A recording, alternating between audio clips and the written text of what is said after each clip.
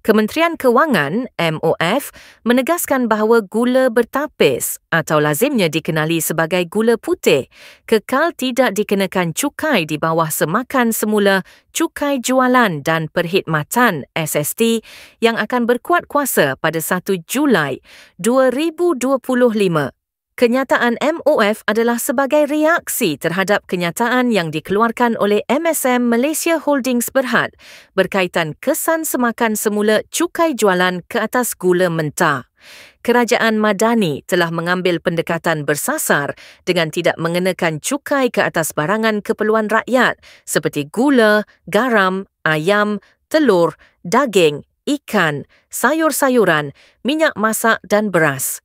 Ini bertujuan untuk memastikan rakyat terbanyak tidak akan terkesan dengan semakan semula SST, kata MOF 20 Jun 2025. Menurut Kementerian Gula Mentah yang digunakan dalam proses pengeluaran gula halus akan dikenakan cukai jualan sebanyak 5%. Oleh itu, tiada sebab untuk berlaku sebarang kenaikan harga gula bertapis. Lebih-lebih lagi kerana penapis gula seperti MSM terus menerima insentif bulanan daripada kerajaan bagi memastikan kestabilan bekalan dan harga, kata MOF.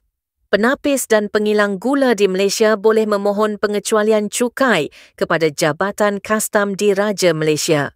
Pengecualian ini diperuntukkan di bawah butiran 1, lajur 2, jadual B dalam Perintah Cukai Jualan, orang yang dikecualikan daripada pembayaran cukai.